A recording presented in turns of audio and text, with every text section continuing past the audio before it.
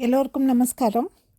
இன்றைக்கி நம்ம பார்க்க போகிற வாசகம் துணிச்சலான ஆன்மாக்களுக்கு விதி ஒரு பலவீனத்தை கொண்டுள்ளது. ஆனால் பலவீனமானவர்களுக்கு அது ஒரு சக்தி வாய்ந்த எதிரியாக இருக்கிறது. Fate has a weakness for brave souls, but it can be a powerful enemy for the weak. இந்த வாசகத்தை படிக்கிறச்சியே எனக்குள்ள ஒரு கான்டெம்ப்ளேஷன் ஒன்று உருவாச்சு. அதை நான் ஸ்ட்ரெச் பண்ணி இதை ஒரு ரொம்ப ஒரு ஸ்ட்ராங்கான ஒரு பதிவாக இல்லாமல் ஒரு புரிஞ்சிக்கக்கூடிய ஒரு அனுபவம் வாய்ந்த ஒரு பதிவாக இங்கே நான் போட போகிறேன். என்னன்னு பார்த்தீங்கன்னா, நம்ம இந்த காலம், விதி, தலையெழுத்து இதெல்லாம் நம்ம வெவ்வேறு கட்டங்களில் நம்ம பயன்படுத்தியிருப்போம். ஆனால் அதோட உண்மையான நிலைப்பாடு என்ன, இது என்ன அப்படிங்கிற ஒரு ஆராய்ச்சிக்குள்ளே நம்ம போகவே மாட்டோம். அதாவது எப்போவுமே நம்ம ஒரு எதிரியை நம்ம சந்திக்கிறச்ச அந்த எதிரியை பற்றின முழு விவரம் நமக்கு இருக்கணும். நம்ம ஒரு நண்பனை சந்திக்கிறச்ச அந்த நண்பனுடைய உணர்வுகளை தெரிஞ்சுக்க நம்ம பார்க்கணும். இதை பண்ணாதான் நம்ம ஒரு எதிரியை நண்பனாகவும் ஒரு நண்பனை எதிரியாகவும் நம்ம பார்க்கறத விடுவோம். அதே மாதிரி தான் இங்கே காலமும். இந்த காலத்தை நம்ம விதி அப்படின்னு நமக்கு எப்பெல்லாம் ஒரு கஷ்டமான ஒரு நிலை வருதோ அப்பெல்லாம் இந்த காலத்தை நம்ம விதியாக மாற்றிடுவோம். எப்பெல்லாம் இந்த ப்ராப்ளம்ஸுக்கு நம்மளால் சொல்யூஷன்ஸ் கண்டுபிடிக்க முடியலையோ அப்பெல்லாம் காலத்தை தலையெழுத்து அப்படின்னு நம்ம மாற்றிடுவோம். இந்த மாதிரி நம்ம நம்மளுடைய நிலைப்பாடு, நம்மளுடைய மன உணர்வு எப்படி இருக்கோ அதுக்கு தகுந்த மாதிரி இந்த காலத்துக்கு நம்ம ஒரு பேர் வச்சிடுறோம். நம்மளுடைய இந்த வாழ்க்கையில் காலம் நிறைய உறவுகளை நமக்கு கொடுக்கும். இந்த உறவுகள் மூலமாக நமக்கு அனுபவத்தை கொடுக்கும். இந்த அனுபவத்தில் நமக்கு சில சமயம் சந்தோஷம் கிடைக்கலாம். எப்போ கிடைக்கும் அந்த சந்தோஷம் அப்படின்னா, நமக்கு வர்ற ப்ராப்ளம்ஸை, அந்த ஹேர்டில்ஸை நம்ம தாண்டி வர்றச்ச நமக்குள்ள ஒரு சந்தோஷம் வரலாம். இப்போ ஃபார் எக்ஸாம்பிள், நீங்கள் வீடு கட்டணும்னு நினைக்கிறீங்க. இப்போ வீடுக்கு லோன் அப்ளை பண்ணுறீங்க. அந்த லோன் அப்ளை பண்ணுறச்ச நீங்கள் கிடைக்குமா கிடைக்காதா அப்படின்னு நினச்சி அதை அப்ளை பண்ணுவீங்க. ஆனால் கிடைச்சதுன்னா ஒரு சந்தோஷம் வருது இல்லையா? அதே மாதிரி தான் ஒரு அனுபவம் நமக்கு ஏற்படணும் அப்படின்னா அதில் வர அந்த தடைகளை ஒவ்வொரு துறையும் ஒவ்வொரு தடையாக நம்ம தாண்டிக்கிட்டு வரச்சா நமக்குள்ள ஒரு சந்தோஷம் வரும். அடுத்தது இதே அனுபவம் சில சமயம் நமக்கு ஒரு செட்பேக் ஆகிடும். அந்த செட்பேக் ஆகிறச்ச நம்ம திகைச்சு போய் நிற்போம். நம்ம அதை எதிரே பார்த்துருக்க மாட்டோம். அந்த மாதிரி வேலைகளில் நமக்கு திகைப்பும் அதிர்ச்சியும் தான் ஏற்படும். அதுவும் ஒரு அனுபவம்தான். அடுத்தது சம்டைம்ஸ் நம்ம அந்த பேட்டில் நம்ம லூஸ் பண்ணிவிடுவோம். ஏதோ ஒரு ப்ராப்ளம் நமக்கு வரும். அந்த ப்ராப்ளத்தினால நமக்கு சில இழப்புகள் ஏற்படும். அந்த இழப்பு நமக்கு ஒரு வலியை கொடுக்கும். இப்படி சில சமயம் சந்தோஷமும், சில சமயம் அதிர்ச்சியையும், சில சமயம் இந்த வலியையும் கொடுக்கிறது இந்த காலம்தான்.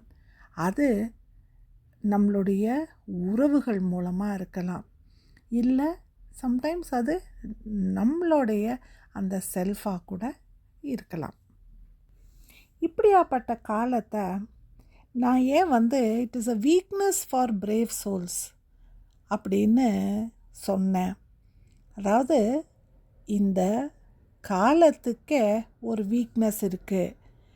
அது யாரை நோக்கி இருக்குது அப்படின்னா, இந்த மாதிரி தைரியமுள்ள ஆத்மாக்களை பார்க்கறச்ச தன்னையும் அறியாமல் தன் நிலையை மறக்கக்கூடிய நிலைக்கு விதியே தள்ளப்படுது அப்படின்னு இங்கே நான் சொல்லியிருக்கேன்.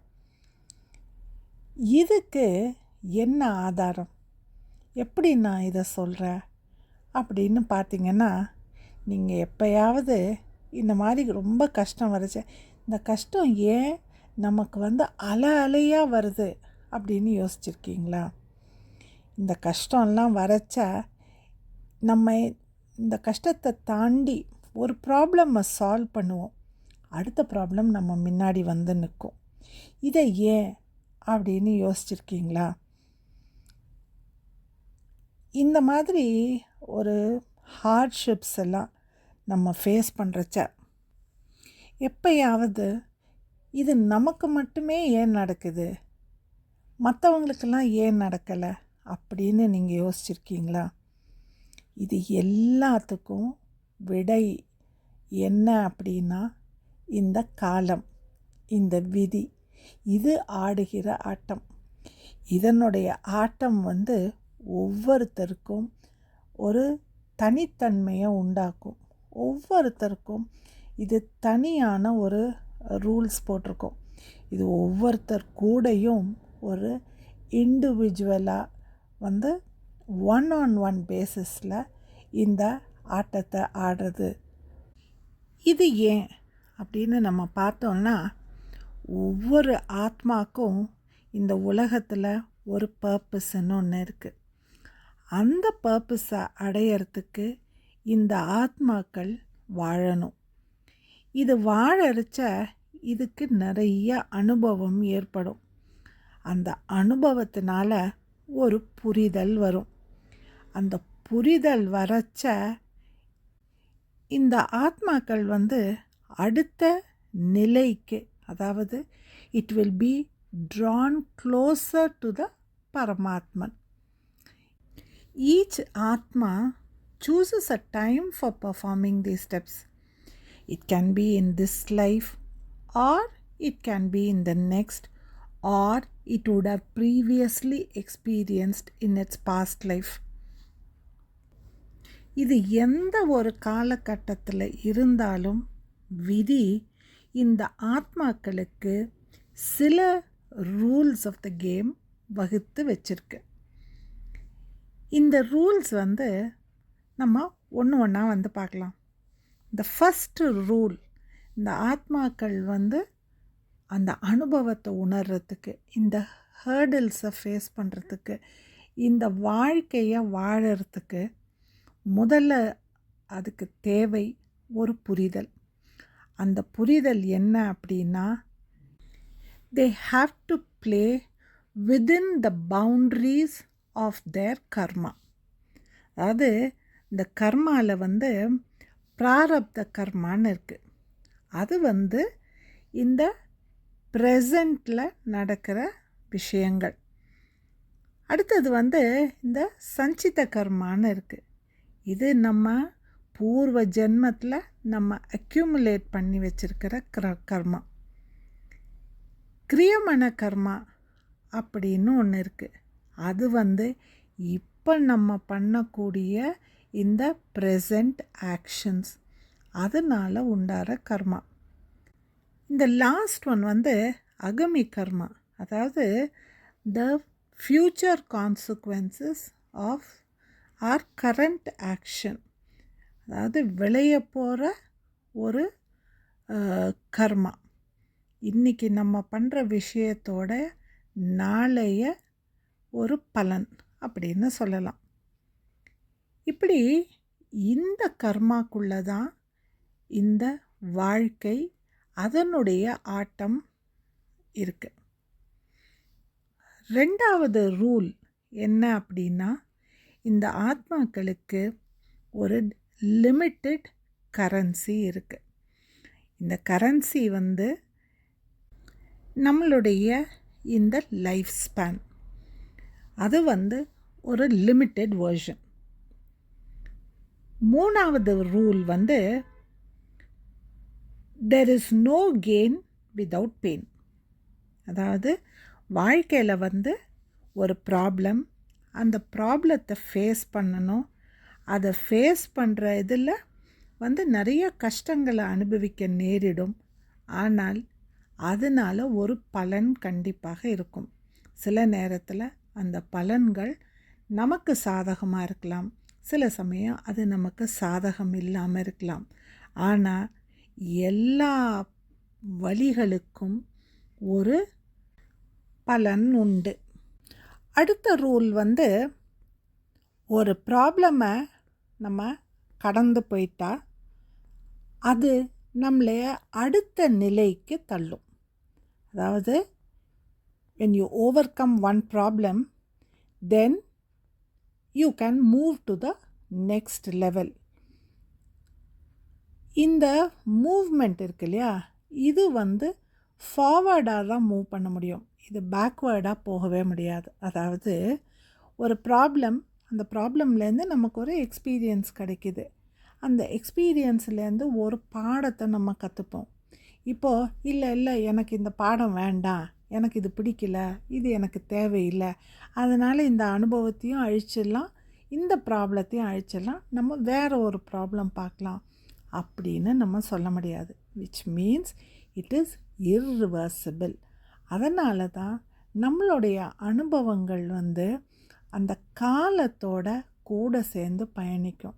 நான் ஏற்கனவே ஒரு காலம்ங்கிற ஒரு பதிவில் வந்து சொல்லியிருப்பேன், எப்படி வந்து காலம் வந்து லீனியராக தான் போகும். அது வந்து இன்டர்சேஞ்ச் பண்ணவோ இல்லை அது ரிவர்சிபிளாக ஆக்கிறதுக்கோ நமக்கு அதிகாரம் கிடையாது.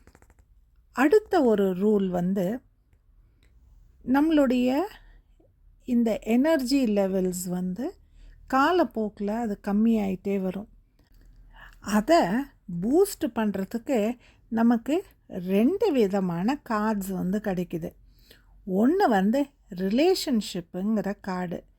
இதில் வந்து பேரண்ட்ஸு, நம்மளுடைய ஹஸ்பண்ட், ஒய்ஃப், குருஸ், நம்மளுடைய குழந்தைகள், இவங்கள்லாம் வந்து அந்த ரிலேஷன்ஷிப் கார்டில் வந்து இருப்பாங்க. அடுத்தது வந்து கம்ஃபர்ட் கார்டு. இதில் வந்து ஃபிசிக்கல் கம்ஃபர்ட்ஸும் ஸ்பிரிச்சுவல் கம்ஃபர்ட்ஸும் வந்து அடங்கும். அடுத்த ஒரு ரூல் வந்து என்னன்னு நம்ம பார்த்தோம்னா, நமக்கு கொடுத்துருக்கிறது வந்து ஒரு லைஃப் லைன். அந்த லைஃப் லைன் வந்து வேறு எதுவும் கிடையாது, கடவுளுடைய அனுக்கிரகம். நமக்கு எப்பெல்லாம் இந்த ப்ராப்ளம்ஸும் நம்மளுடைய இந்த வலியும் இந்த துன்பமும் நமக்கு ஜாஸ்தியாகிறதோ அப்பெல்லாம் நமக்கு இருக்கிற அந்த லைஃப் லைன் வந்து கடவுளோட அந்த சக்தி. ஸோ நம்ம ஒரு ஃபேவர் வேணும்னா அதனால தான் நம்ம கடவுள்கிட்ட நம்ம போகிறோம். என்னால் இதுக்கு மேலே முடியாது அப்படிங்கிறச்ச கடவுளோட அனுக்கிரகம் அங்கே நமக்கு ஒரு அதிர்ஷ்டம் அப்படிங்கிற ஒரு டூலாக மாறி நமக்கு அந்த ப்ராப்ளத்துலேருந்து ஒரு விடுதலை கிடைக்கும். இந்த 6 ரூல்ஸ்குள்ளே தான் இந்த விதியோட ஆட்டமே அடங்கியிருக்கு. இப்போது இந்த ரூல்ஸை வச்சு நம்ம எப்படி இந்த கேம் ஆஃப் லைஃப்பை விளையாடுறோம் அப்படிங்கிறத நம்ம இங்கே வந்து பார்க்கலாம்.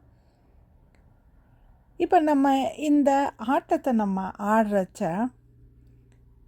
நம்ம முன்னாடி ஒரு ப்ராப்ளம் இருக்குது. இப்போ இந்த ப்ராப்ளத்தை நம்ம வந்து நம்மளையும் அறியாமல் நம்ம என்ன மாதிரி ஸ்டெப்ஸ் எடுக்க போகிறோம் அப்படிங்கிறத இங்கே வந்து நம்ம லிஸ்ட்டு போட்டோம்னா, இந்த ப்ராப்ளத்தை நம்ம face பண்ணுறச்ச we strategize, we confront, we analyze, we learn and then we move on.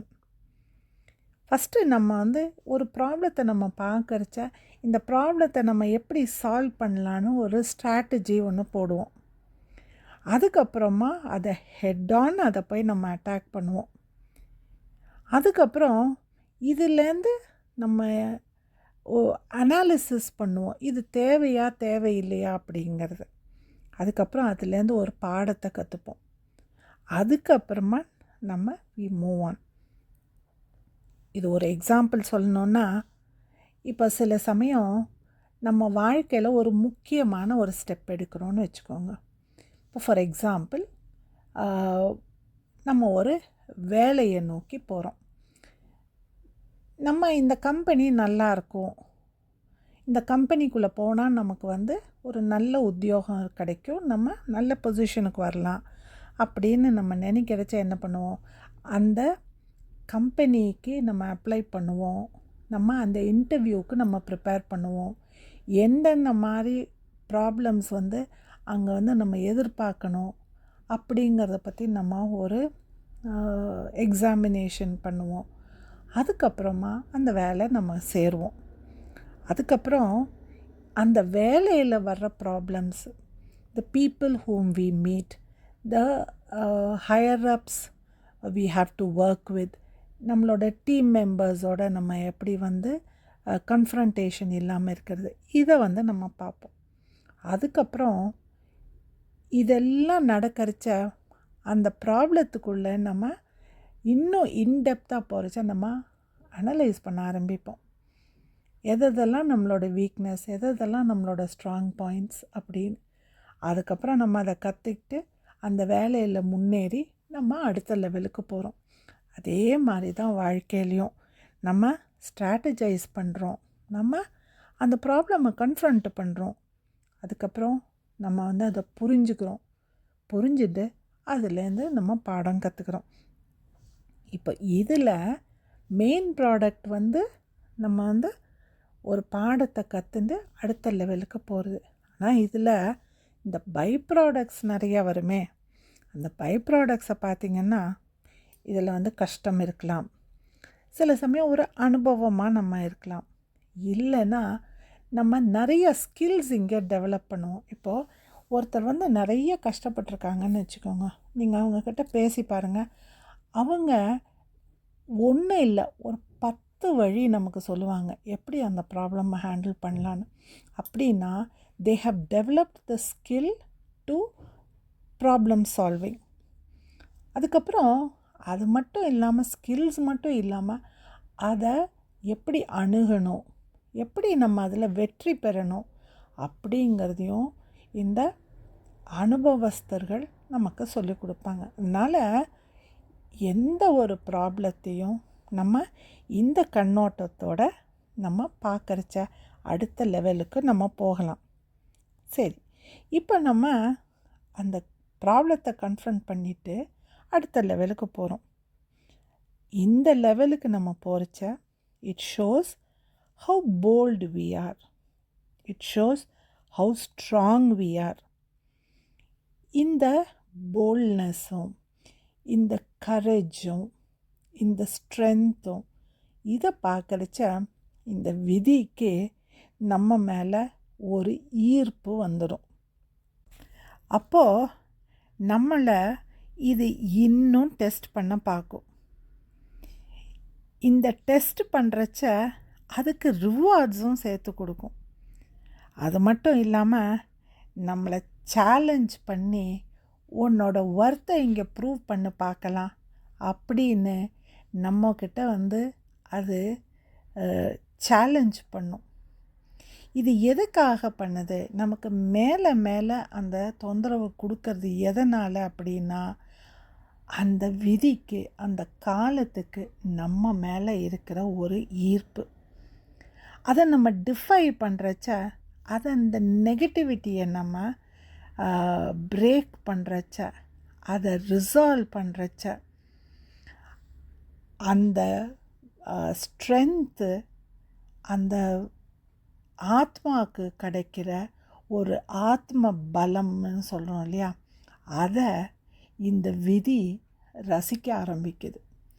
இது ரசிக்க ஆரம்பிக்கிறச்ச நமக்குள்ள ஒரு ப்ரொடெக்ஷனை உருவாக்கி நம்மளை ஞானம்ங்கிற அந்த பாதையில் அது எடுத்து செல்றச்ச இந்த வாழ்க்கைங்கிற இந்த கப்பலில் நம்ம பயணிக்கிற இந்த பாதையை அது த லேண்ட் ஆஃப் இம்மார்டலிட்டி அப்படின்னா இந்த முக்தி ஸ்தலம்னு சொல்கிறோம் இல்லையா, அந்த இடத்துக்கு நம்மளை இந்த விதி தான் அழிச்சுண்டு போகிறது.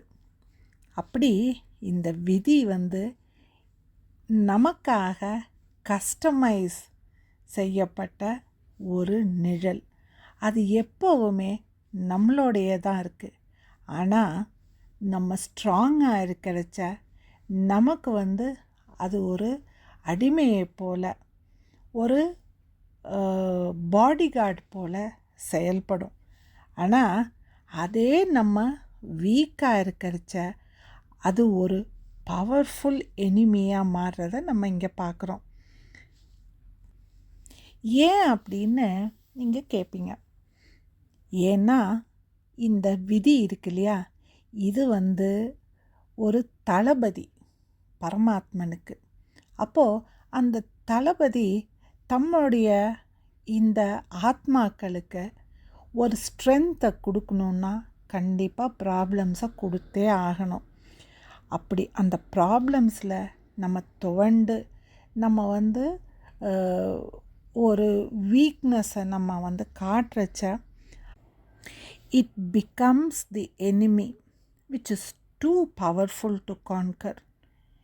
It becomes the enemy too arrogant to negotiate, and it is too formidable to face. அந்த விதியால் டாலரேட்டே பண்ண முடியாது ஒரு வீக் மைண்டை. அதனால் ஒன்று அந்த வீக் மைண்டை அது அடியோடு அழிச்சிடுது, இல்லைன்னா டிஸ்டார்ட் பண்ணி டிஸ்டர்ப் பண்ணி அதை ஆங்ஷியஸாக ஆக்கி அதுக்கப்புறமா அதுக்கு உண்மை நிலையை புரிய வைக்குது. அதனால் நம்ம ஒரு பிரேவ் சோலாக இருக்கணுமா, இல்லை ஒரு வீக்கான ஒரு ஆத்மாவாக இருக்கணுமா அப்படிங்கிறத நம்ம தான் முடிவு செய்யணும். So we have to accept the things to which fate binds us and love the people with whom fate brings us together. அப்படி நம்ம செய்யறச்ச இந்த நாள் மட்டுமில்லை, எல்லா நாளும் திருநாளே. நன்றி, வணக்கம்.